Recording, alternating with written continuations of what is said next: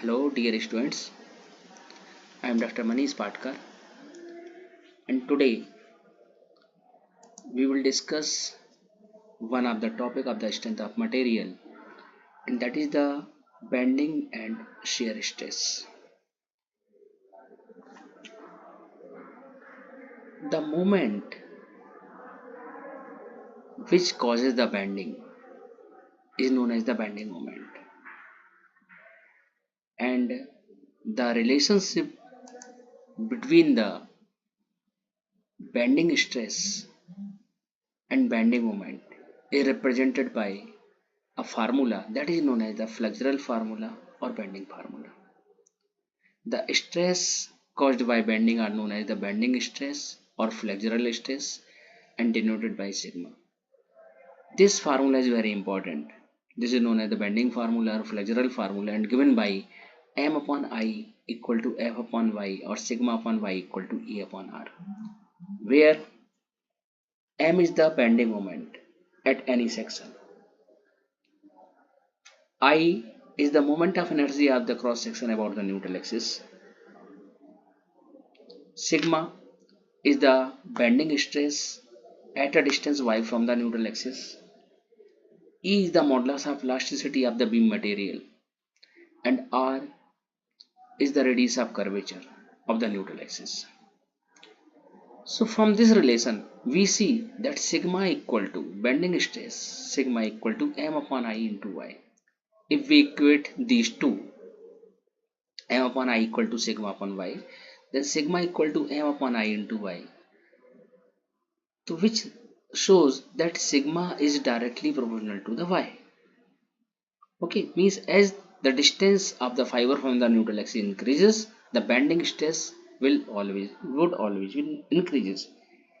increases. It means there is linear variation of sigma with respect to y. So we can draw the bending stress distribution diagram across any cross section. Here, as distance of the any fiber from the neutral axis from the distance of the any fiber from the neutral axis increases, the bending stress also increases. Okay, the one side of the neutral axis is the compression side and other one is the tension side. Suppose there are two types of beams. First one is the suppose cantilever beam and second one is suppose simply supported beam. The cantilever beam will deflect like this. The cantilever beam will deflect like this. Okay, means the outer fiber, the fiber which are above the neutral axis, the length of those fiber will be increases, and the fiber which are below the neutral axis, the length of those fiber would be decreases. Means the fiber of the neutral axis would be in tension and the fiber below the neutral axis would be in compression. Okay, actually the neutral axis is that axis where the tensile and compressive stress and strain all are zero. That is the neutral axis. Means before and after bending, the length of the fiber remains same. That is the neutral axis. Okay, so while in simply supported beam, the deflection of the beam would be like this. Means the fiber below the neutral axis, the length of the fiber below the neutral axis would be increases and the length of the fibers above the neutral axis would be decreases. Means all the fibers which are above the neutral axis would be in compression and all the fibers below the neutral axis would be the tension. Means above the neutral axis there would be a compressive zone and below the neutral axis there would be tensile zone. Okay, so likewise this, the tensile and compressive zone are developed. Okay, now section modulus. If we compare these two, m upon I equal to sigma upon y, from that sigma equal to m upon I into y, and this m upon I upon y, this y comes in denominator of I, this I upon y, this is known as the z, and this z is known as the section modulus, where z equal to I upon y. So the section modulus of a beam represent the strength of that particular section.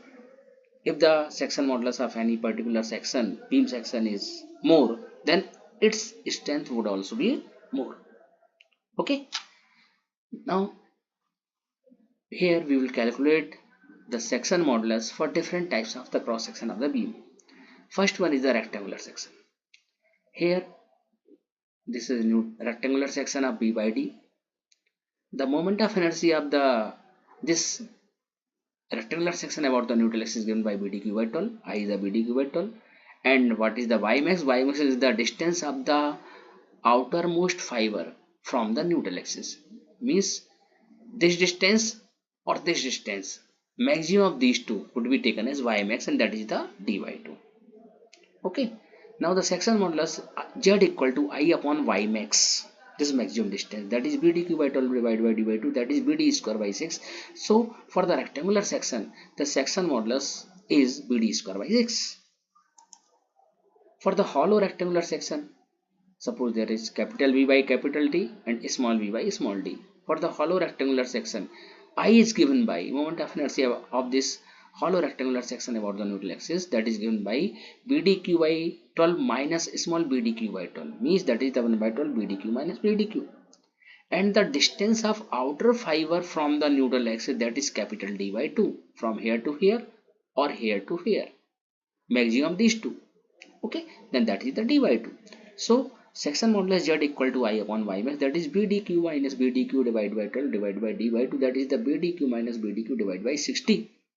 That is the section modulus for the hollow rectangular section. Now the circular section. This one is the circular section of diameter D, and this one is the neutral axis. The moment of inertia of this circular section about the neutral axis is given by pi d4 by 64, where D is the diameter of this circular section. And the distance of the extreme fiber from the neutral axis, that is small d by 2, that is d by 2, that is the Ymax. So Z equal to I upon Ymax, that is pi d4 by 64 divided by d by 2, and that is the pi dq divided by 32, or in terms of radius, that is pi rq divided by 4. Okay, so the section modulus for the circular section is pi dq by 32 or pi rq divided by 4 if we put d equal to 2r. For the hollow circular section, this one is the hollow circular section. This is the outer diameter capital D. This is the inner diameter, and this is the hollow circular section. Okay, this portion is hollow. So the moment of inertia of this hollow circular section about the neutral axis, from where the neutral axis passes from here.